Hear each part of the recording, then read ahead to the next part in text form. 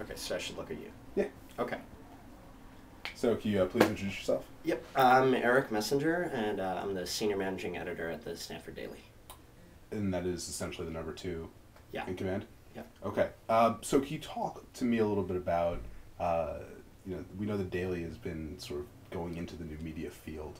Can you discuss a little bit, being a part of that, what essentially that entails, how you make the transition from simply a print paper that puts up articles online to becoming a bit more of a social entity?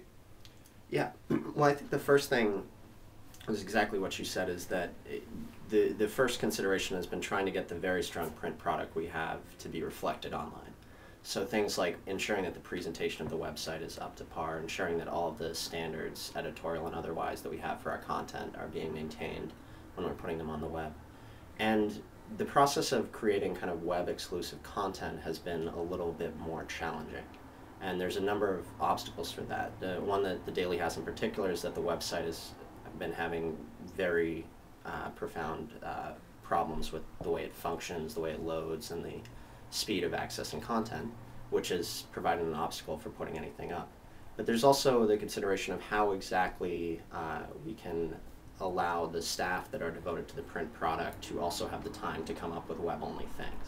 So one of the things that's been vital in terms of talking about things like social media is the idea of getting the community involved at Stanford, and not really outsourcing the work, but relying more on people to bring content to us and encouraging people to use the Daily as something where they can post and get their opinions and their photographs and their content out to the web, and putting less of a strain on our existing staff.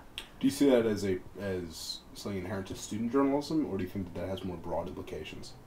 Well, I think in the case of student journalism, it's particularly important because, unlike many other newspapers, we have time problems with the staff, and also just you can't ask a bunch of students to work 40 hours a week beyond a strong core of people.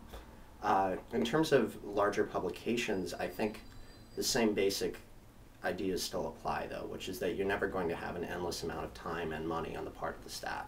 And at the same time, the appeal of having your voice brought to a wide audience of people through a major publication is always going to be there, regardless of whether it's a campus or the city of San Francisco or somewhere in Montana or whatever. I mean, people want to have their voice heard, and this is one way to do that.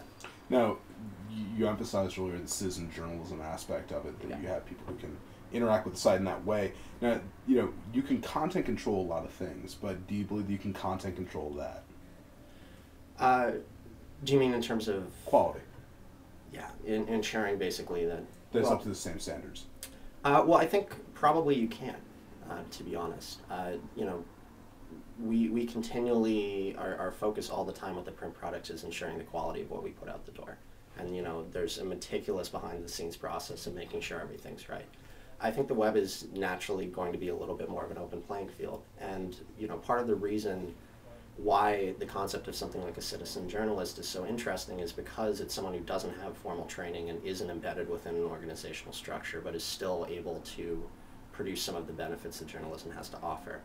And in exchange for that uniqueness and that possible exclusiveness of what they can provide and what they're bringing to the table, I think there will have to be some trade-offs in terms of the quality of their presentation.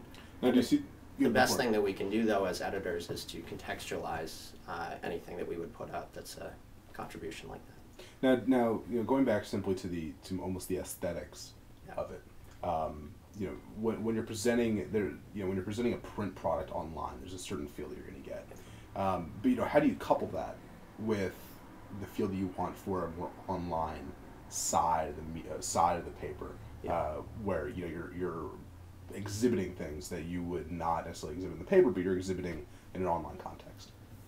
Well, I think the level of design, there's kind of two approaches.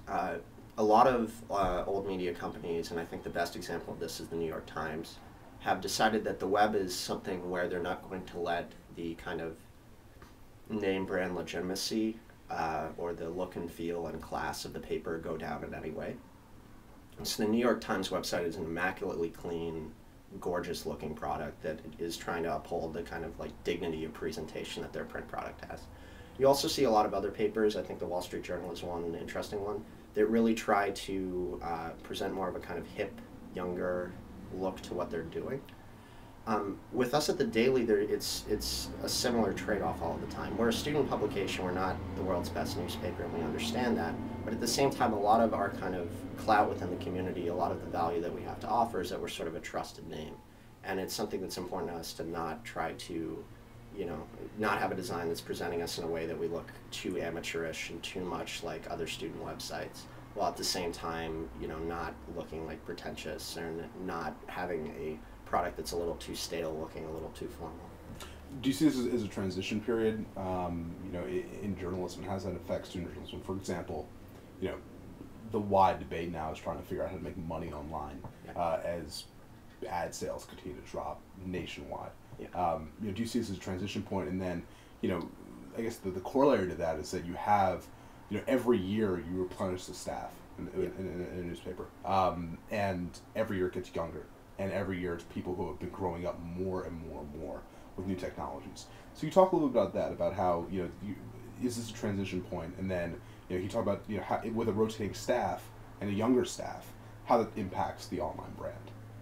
Yeah, well, I think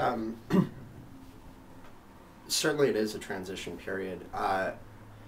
It would be difficult for me to imagine like a group of people who are more plugged into the internet than our current staff.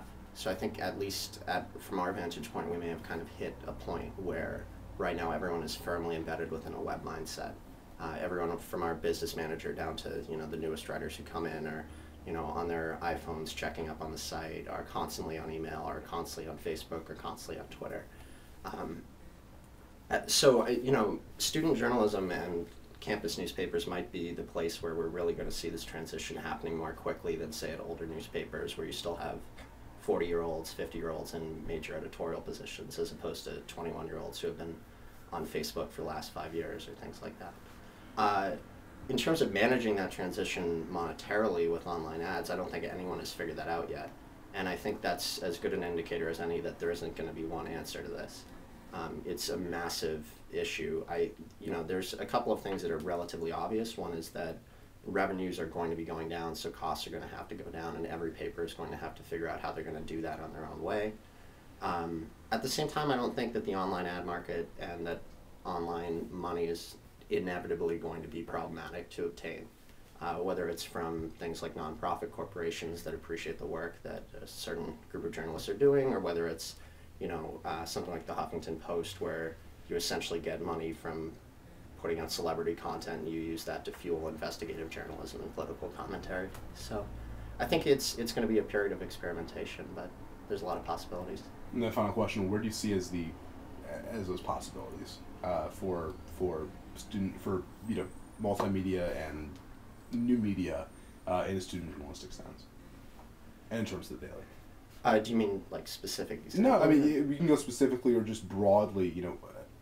5 years down the road, yeah. Where does this stand? Well, I think the biggest thing is journalism is important if it's plugged into kind of the day-to-day rhythms of people's lives. So, back when life was about a 9-to-5 workday and was about a certain way of doing business Monday through Friday, the newspaper was something that you read in the morning, and it was something you read at the breakfast table, and it kind of drove the conversation throughout the day. The media is changing a lot, and everyone talks about the 24-hour news cycle, and everyone talks about other things like that, and to an extent it's sort of meaningless phrases, but I think the most important thing at the heart of all of these issues is making sure that campus publications in particular can be plugged into the kind of rhythms of how young people live these days. Especially at Stanford, no one I know works on a 9-to-5 schedule. No one I know is only checking websites at certain times. No one I know doesn't use email constantly, and it's about trying to find ways to make sure that the information that we're still doing a wonderful job of obtaining is coming to people in the forms that they are used to accessing on a day-to-day basis.